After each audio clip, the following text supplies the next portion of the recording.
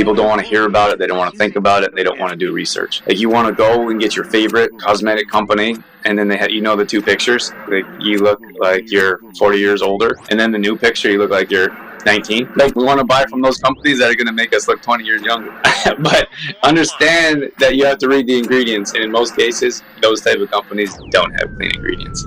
Welcome to Exploring Mind and Body with Drew Tadia. Drew is an expert in nutrition, fitness, lifestyle, and more. And he wants to help you live a healthier, longer, and more active life. Now here's your host, Drew Tadia. Welcome to another edition of nationally syndicated Exploring Mind and Body. Thank you so much for being here. Thank you for tuning in, for being a part of our True Form Life community. We're coming at you with a brand new show. We appreciate whether you're listening on terrestrial radio across the country or as a podcast around the world. We certainly wouldn't be here without you. So stick around. We got all that coming up. This is Exploring Mind and Body. Naturally improve your lifestyle one show at a time with your host, Drew Tadia. All right, so today we are talking about the toxins we put on our body. I gotta tell you, this is not an easy subject to talk about. And I gotta tell you, it's not an easy subject to talk about because people don't want to hear it. That's all there is to it. No, it's not like one of those subjects that's not like sexy, or it's not like seemingly interesting or appealing. It's like, I don't want to know what I put on my body as long as it works, right? I think this is a difficult subject because people love their cosmetic companies. They love their cosmetic products, and they don't want to hear anything bad about it. That's all there is to it. Like, a lot of people, they're just not willing to do something different. So we say, if you're not willing to do something different, then you're not interested in different results. And then I think most of us know the definition of insanity, right? That's Einstein. He said the definition of insanity is doing something over and over and over again and expecting different results. So the problem here is that, so there's a couple issues here, is that it's not mainstream news. Like, you have those like big giant cosmetic companies, they're on commercials. Like, we grew up with them. Our parents talk about them. You have the Avon lady that was, no offense to Avon ladies out there, but you have the Avon lady, and I wouldn't say that she was necessarily selling clean products. So we grew up with a certain way of putting makeup on, or dyeing your hair, or using soaps and lotions and toothpastes and toothbrushes for that matter. And then you have a different mindset, or we have more knowledge with the internet, and we have more ability to do research and find research. So, I mean, that's the issue. The number one issue is people don't want to hear about it, which is fine. Like we talked about in the past, like sometimes I'll talk to someone about our supplements. Like, you want to know what's in that? And most people, no, I'm good. That's why in one of my books, one of my titles, it's called The Awakening. I basically write, it's time to wake up. What chapter is that? Does anyone know? The Awakening is chapter 1. And I talk about like, hey, no one's going to do this for us. No one's going to take us by the hand unless it's us and tell you and teach you, what's really going on. It's like, what the fun thing is, like in Alberta, sometimes like we have crops. We have lots of farmers. Like, 2 of my uncles are farmers. Like, I have family members. I grew up working on a farm. So people don't want me to talk about red meat in Alberta because of the challenges around the digestive system. And they don't want me to talk about crops and pesticides. They don't want to mention GMOs. Oh boy, you say anything about GMOs around people that are in that industry and they lose it. So, but I mean, it's documented research. It's not hidden. We just don't go out of our way and look for it, which is fine. Like, I understand, like if there's something that doesn't really interest me, I don't really go around looking for it. But when it comes to food, like, this is our life. Like, this is our essence of life. It's like, for example, you could look at a company like Monsanto, and there's no like ethics around what they're doing. And so they want to control all the crops, or they want to control all the seeds. So if you control all the seeds, you control all the food. If you control all the food, then you control people's lives. So it's madness to me that a company like that is allowed to come in and have so much power over our farmers and then over our food system. And people don't want to hear that. They don't want to talk about it. They don't want to think about it. But it's like, open your eyes a little bit. Do some research, listen to these conversations, and you're going to have a whole different perspective. But like, you could look at GMOs, and like much of the world bans them. But like most of Europe doesn't allow GMOs. I'm going to talk about fluoride as well. Like fluoride, it's in our water. Like they put it in our water, which is insane to me because it has negative effects on our health. And they used to put much more in it, and then they're like, "Oh, this is a bad idea. Like this is actually causing health issues." So they started putting less in it. I'm like, "What is that? Like you're still putting some in there." And so in that situation, they're saying like it helps with our teeth and it helps keep our bodies clean to a certain extent. But it's nonsense. Like what the reason behind it is, I mean, it has a lot to do with politics and the companies that are producing those fluoride products. But to me, more than anything, it takes the choice away from us. Like we should have our own choice whether we want to take this or that. You know, like I just don't agree with them telling us they're making a better decision for us. Why? So ask the question, why does most of the world ban them then? You know what I mean? Like there's got to be something that they know that either we don't, which is probably a lie, or we don't want to agree with or believe in. Or there's more powerful companies behind them making those decisions for us, which again, really bothers me. And it should bother you too, because they're taking your health into their hands because of their decisions. So some of the things that I wanted to point out, or at least 4 main toxins that I would recommend staying away from. We look at fluoride. I talked about that briefly. Parabens, mineral oil, and aluminum chloride. So these are 4 different things that we are recommending you stay away from when you're buying your products. And it's hard. I'm telling you, it's challenging to go down any aisle where we can buy makeup, hair stuff, toothpaste, shampoo, and not find these toxins in your products. And they do crazy things to our body as well. You know what? One of the things that interests me is fluoride because they put it in water. And I think it's ridiculous that they're able to do that, especially if you look at other countries and they ban it. But if you look at, like, we're big into magnesium, for example, most of you know that. And that magnesium binds with fluoride, which means it doesn't make it bioavailable to our body. So our body's not able to use it, digest it, absorb it, turn it into energy, turn it into a positive, healthy type of product. So if you're drinking water with fluoride in it, if you're drinking tap water, you're drinking water with fluoride in it. If you have fluoride in your toothpaste, your body has a very hard time processing magnesium if you're using fluoride. And fluoride isn't just like, they put fluoride in medications, for example. Like, so you may be taking, and of course these are pharmaceuticals, right? Big giant companies, they put whatever they want in products. And we are left with a society that is mainly unhealthy. And I mean, that's just the truth of the matter. So, I mean, that's where we're at. And I think it's so crazy. Look at these companies have banned, or these countries have banned fluoride. China, Belgium, Austria, Finland, Germany, Denmark, Norway, Sweden, Netherlands, Hungary, and Japan. And we're like, oh, what's the problem? Why should we not use that? Like, it's crazy. It's not hidden. We just have to look for it. Then we can look at parabens. Parabens are just like they're preservative. And see, here the problem is, like, we know what it's like to have products in health food stores. So when you develop a product with a shelf life, if a company or store buys your product and it expires, they lose money on your product. So, or if a company like us were to design a product that never expired because it was marinating in preservatives, then we would never lose money on expired product. But our products expire. You have to use them in a reasonable amount of time. Otherwise, they would expire. But if you have products on your shelf, like in your bathroom, my bathroom's right there. That's why I'm looking over there. If you have products in your bathroom that will never expire, there is some kind of chemical in there keeping them from never expiring. So, I mean, it's not a good thing. And we just need to open our eyes to what's going on. They're just cheap. They're cheap fillers. It's like corn. When you look at the health food industry, corn is one of the cheapest ingredients you could ever possibly. Corn and sugar are probably the cheapest. Maybe oils that you could, rancid oils, super cheap ingredients. So they put them in these products to act as fillers, so they have more of it. And like there's numerous studies about how the corn is detrimental to our health. They use corn to fatten cattle, for example. It's usually GMO corn.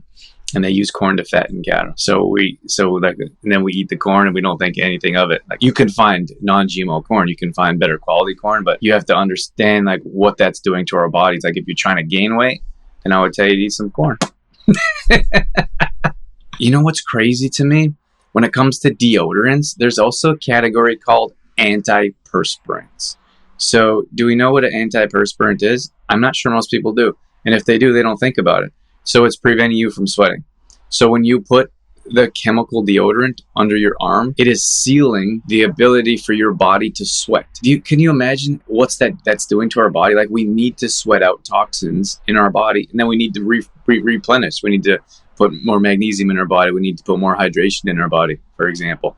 But we're putting a chemical on our body so we don't sweat. That is mind-boggling to me. That's an antiperspirant. I would say that's the worst type of deodorant we could use. Well, then you look at your conventional deodorants, and I think they're so infused with chemicals and fragrances that we actually do have body odor, but it's masked by all this, like the terrible chemical perfumes. There are direct correlations that we do and things that we use every single day, and people don't want to hear about it. They don't want to deal with it. They don't want to spend the time paying a little bit of extra money and going to a health food store and buying a deodorant that costs a little bit more, for example. Or they don't want to try something like, I have a rock crystal and I just wet it a little bit and I rub it under my arms. Sometimes I do that like 2 or 3 times a day because it's not the same as your conventional. But people don't want to use a crystal because it's weird. And then people aren't going to put deodorant on more than once a day. Like, why would they do that? They just put on their chemical one once a day. It's easy, right? I think that what I would feel is common knowledge isn't so common. Like, our skin is our biggest organ. So when you put things on your skin, it absorbs into your body. And I'm not sure if most of you have heard that, but we've said it a number of times. We've heard it more than a number of times. So the lotion that you're putting on, and lotion is super difficult because, like, when I'm in Alberta, my skin gets super dry, like scaly. So I go through buckets of lotion. But you have to go and you have to actually look and search for clean lotion, and they're so hard to find. So actually, I use coconut oil once in a while too. Actually, I think that was you who said that. I use coconut oil instead of lotion sometimes because it's hard to find. Like, if I can't find lotion, or if I'm tired of buying lotion because it's so dry in Alberta, I hear all the time natural deodorants don't work, and I found out I had to be super patient, keep trying different ones until I found something that worked. I think I tried 7 different deodorants before I found one that worked. Yeah. And that's the thing, like we say, we're committed. Like, you got to be in it for the long haul. Like, you have to continue to try things that work. And I was the same way. Like, it took me a little bit, took some time too. But I think we have to be patient, continue to try new things. This one here, Dorothy says, Young Living lavender lotion. Yeah. So that's what I use. It's right in my bathroom right there. I don't have to use it at the beach too much because it's more humid here, but I go through a lot of it in Alberta. So Dorothy distributes oils. So if anyone wants to have a look or try the Young Living oil, then the Young Living lotion, that's definitely something that we could look into, or you could message her and ask her. The thing is, those ones are a bit more expensive, but consider what you're comparing that to. You're comparing that to something that's jam-packed with parabens and mineral oil and aluminum, things that we shouldn't be putting in our body or on our body. So it's like 2 different products. It's like when we talk about our magnesium, for example. You can go to the dollar store and get yourself some magnesium if you want. But the chemicals and the chemicals and the ingredients they put in are more detrimental to your health than beneficial. So understand that if you go buy the cheapest anything on the rack, it's going to be toxic in most cases. We use Young Living toothpaste as well. And then sometimes I'll use the, Dorothy, you can help me out with the name. Sometimes I'll use that Ambrite or something for deodorant. It's actually toothpaste, but you can use it for deodorant. Funny story. I was like, well, if you can use that toothpaste, I ran out one time. And I was like, if you can use that toothpaste for deodorant, why can't you use any toothpaste? So then I grabbed another toothpaste that I was using to brush my teeth, and I started to put it under my arms, and it didn't work at all. Dorothy says, so that Young Living toothpaste name is Aroma Bright. Thank you for sharing that with us, Dorothy. So that's what we use for deodorant sometimes. Aluminum. So mineral oil is another one. So what's scary about, did I say mineral oil? Mineral oil is a bit scary because it puts like a thin layer on your skin. You know what I mean? So our skin doesn't breathe properly. You have issues sweating. That's what I was talking about with an antiperspirant. I'm sure mineral oil was one of the first ingredients in an antiperspirant. But you know, like when you put something like mineral oil on and it actually clogs your pores, I think it's scary. I think it really is like our body's supposed to sweat and supposed to naturally absorb, and it's to be able to perform the way it's supposed to. We shouldn't be putting chemicals on our body that prevents that. So I think that's a bit scary for us. And I just look at all the items it's in. My gosh, like baby oil, lipsticks, baby lotion, like these things that we're putting on our kids. Like it's scary. It really is. And it bothers me that they're allowed to do that. That's what I think that's the thing that stands out to me the most, is that like it's okay or accepted by society. Toothy pits, Dorothy said.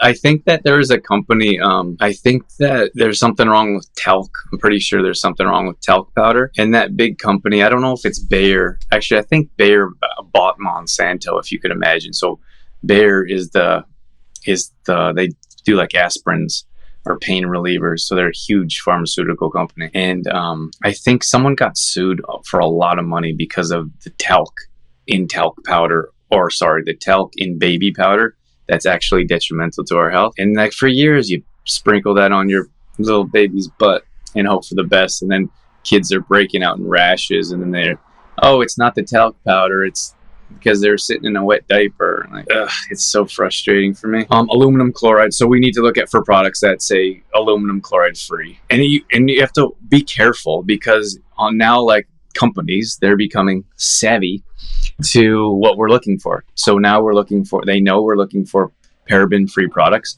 So it'll say paraben-free, and but they'll have aluminum chloride in there, or it'll say aluminum chloride free, and they'll have mineral oil on there. So it's it's really eye-opening, at least to me, to understand like what's happening and what they're doing. You know what's really nice about Young Living is, in most cases, you don't have to worry about them running out of products.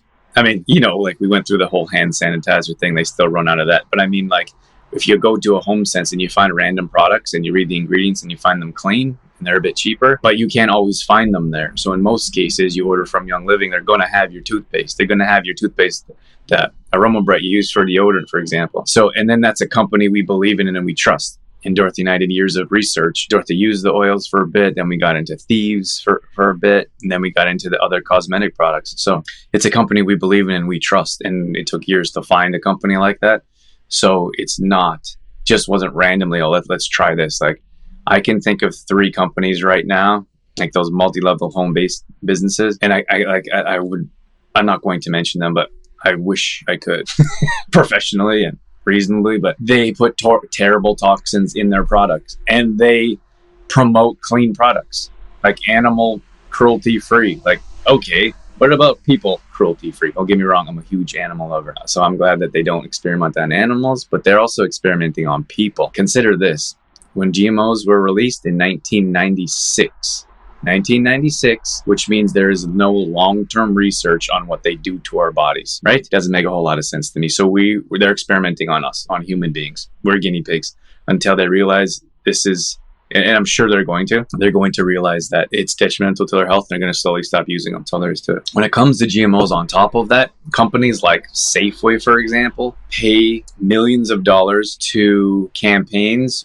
where people are trying to get them to label products. So some people are saying, well, we should know that's a GMO product. And then the companies that are producing the GMO products are like, no, they shouldn't. And we're like, why not? So companies like Safeway, for whatever reason, because those GMO companies give them kickbacks, they donate millions of dollars to those campaigns to not let products be labeled. Is that crazy? It's insane to me. I want to mention Teflon real quick in cooking materials. So like Teflon, I actually had this cool study. Well, not cool, but they tested this on birds, and the birds were actually dying because of the Teflon, like the Teflon pan, the fumes and the toxins that were being released. The birds would die. And I don't know exactly, like I'm a history guy. So in history, some kind of chemical, like when they would mine for coal, I think there'd be some kind of chemical released once in a while, and they'd send birds in there. And if the birds came out, then they'd know it was clean air. And if the birds would die, then they know they couldn't mine there. So this is kind of crazy. It's like the same thing. They were testing Teflon pans on birds and the birds were dying. So, I mean, how about we don't use Teflon? Like for me, hopefully we're buying good quality food. Hopefully we are paying attention to the ingredients, like buying the ingredients. Hopefully we're buying local, buying good quality foods. We're paying attention to what it is we're putting in our bodies. So we're cooking it in a pan. So understand that if you're cooking it in a pan, you are in a Teflon pan, you are creating toxins. So look to other things like ceramic, or look to cast iron pans. So it's just very important. Like we talking about, this is a whole lifestyle. It's a whole lifestyle thing, not just one thing that we're looking at. So pay attention to what you're cooking your food in. On the same level, what you're storing your food in. So if you're storing your food in cheap plastic containers, I mean, I personally believe that plastic would leach into our food. I really dislike plastic. I just can't stand plastic on a deep level. I try to avoid plastic as much as I can in most situations. Of course, we live in a world of plastic, so it's impossible to avoid it altogether. But I think like using glass containers to store your food in is a much better option. And then my last point here is about the microwave. Again, people don't want to hear about the microwave, but the microwave, like we have living enzymes in our food. We do damage those living enzymes when we cook food. So that's why we tried to portray or mention or share with you that we shouldn't be cooking too much or cooking our food too much. Like your food shouldn't be mushy. You shouldn't be boiling your food, for example. You should be steaming it, or eating raw, like eating raw veggies, for example. So when we put our food in the microwave, it cooks the food from the inside out. So it basically eliminates all of the active enzymes in the food. On top of that, they send radioactive waves throughout the microwave to cook the food. So we never use a microwave. I don't know if we own, there's no microwave here at the beach. And the only thing in Alberta we use our microwave for is to heat bags, to heat heat bags. That's it. Otherwise, we wouldn't even have one. Actually, it came with the house, so otherwise we wouldn't buy one. And I know it's like, remember I talked about breaking up with your beliefs, but I know it's challenging for a lot of people because that's your lifestyle. Like all you do is like you heat your food in the microwave. That's what you do. And to break that is challenging because it takes a bit more time, but not a lot more time. So instead of putting your food to heat up in the microwave, you put it in a pan on the stove, and then it takes about 5 minutes longer. That's it. So that's something to consider. And I mean, if you're cooking food in the microwave, understand what you're cooking. Like if you're cooking cheap, like cheap meals in the microwave, those have got to be not good for you. I think that there should be a balance of holistic medicine and, when needed, Western medicine or pharmaceuticals, if you will. Like I think that like surgeries or life altering situations, I'm not someone that says don't ever take medication. I just think it's overly prescribed and we use it as a crutch. So instead of taking a bit of a longer route that may take more time and effort, the long run, we're going to be healthier and live a cleaner lifestyle. And then you can look at prevention. I mentioned this in the past. I have a show coming out recently, and I interviewed a doctor. So she started as a conventional doctor. She started in the Western world, and she became a doctor. She's a pediatrician, and then she realized she could only treat the kids that were already have issues, like they already have major concerns. And then she went back to school and she studied the whole holistic side of it because she wanted to know how to prevent. And that was such an eye-opening statement to me, that she was saying that, like, as a doctor, she knows that in most cases you treat. When you look at holistic, you prevent. So her and I believe the same thing. Like, you should prevent as often as possible whenever you can. And when there's no other choice, you use medication. But in many cases, we feel like there are never, like, oh, I got a headache, pop some pills, instead of using essential oils. Just for an example, like Dorothy's, I call her my oily queen, but she always like has ideas of what you could use. So I burned my belly for on a cast iron pan. And instead of you going to the pharmacy and getting like some burn spray, for example, I put a couple of drops of essential oil on, and it almost disappears. So it almost disappeared. So I'm going to wrap things up. Again, that's a difficult subject to talk about. It really is. And like I said, people don't want to hear about it. They don't want to think about it. And they don't want to do research. Like, you want to go and get your favorite cosmetic company, and then they have, the two pictures. Oh, you look like you're 40 years older in this picture than you do regularly. And then the new picture, you look like you're 19. Like those, like that's what we want to buy from. We want to buy from those companies that are going to make us look 20 years younger. But understand that you have to read the ingredients, and in most cases, those type of companies don't have clean ingredients. Honestly, I think it's a bit more expensive to produce cleaner products. So that's why you don't see the companies that we use on TV, because they don't have huge margins. So like a huge cosmetic company would spend pennies designing their products, what's in the bottle, for example, and then they'd actually spend most of their money on marketing material. I know this for a fact. I know a company that spent I had a good friend of mine, her sister-in-law who worked for one of these companies. Their marketing budget quarterly was $4 million. $4 million.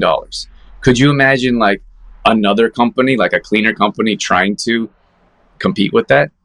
It'd be impossible unless you had that much money coming in. But you don't have that much money coming in when your margins are smaller because your ingredients are cleaner. When your ingredients are cleaner, it costs more to produce. Like for us, for example, we use glass bottles because I don't want to use plastic bottles. For like, this is glass, for example. We could use plastic and make a bit more money. Actually, we could make a lot more money because when they ship it, there'll never be a broken bottle if we use plastic. And it doesn't weigh as much. So we could save money on shipping. We could save money on broken containers, but I don't want to do that. So that's the difference. Like we will have a good quality product. I don't want to put it in a cheap plastic container. That's not our branding. That's not our purpose. That's not our goal. So that's how I know for a fact there's better margins for companies that use low quality products. I think I mentioned my story in the past, but I had all kinds of health issues because I had a whole tackle box full of supplements and pills and powders, and I was kind of tired of it. So I started to develop my own, and that's where Complete Truth Protein came from. That's where our vanilla product come from.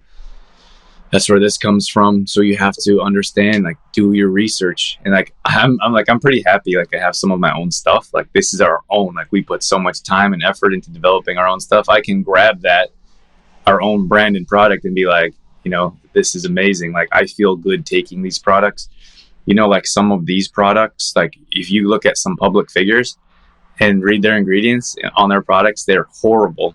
And that's because they have no idea about the ingredients. Like they have no idea. All they do, they have hundreds of thousands, millions of people following them.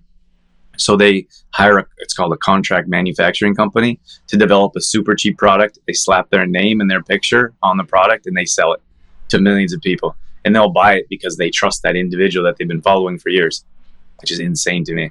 Like we don't question these things anymore. We don't think about it.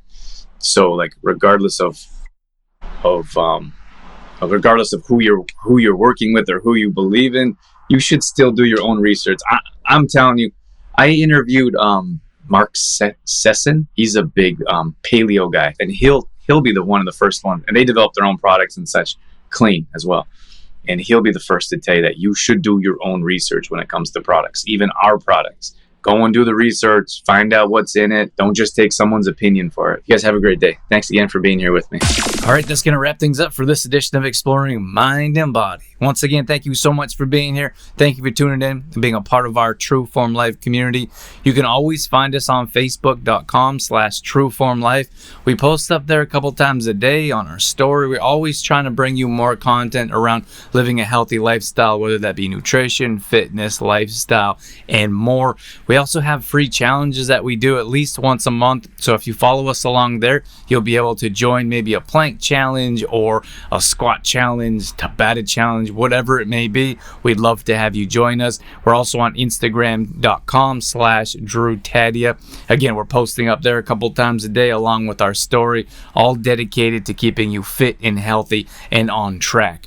Our main website is TrueFormLife.com. If you want to check out some of our products, some of our services, or if you just want some great content from videos to blog posts and recipes and more, we got all that at TrueFormLife.com. Once again, thank you so much for being here. That's it. That's all I got. I'm out of here. As always, I'm your host, Drew Tadia, in health and fitness for a better world. Thanks for listening. You've been listening to Exploring Mind and Body with Trueform Life's Drew Tadia, fitness expert. To find out more about the show, Drew Tadia, or to listen to past shows, visit exploringmindandbody.com.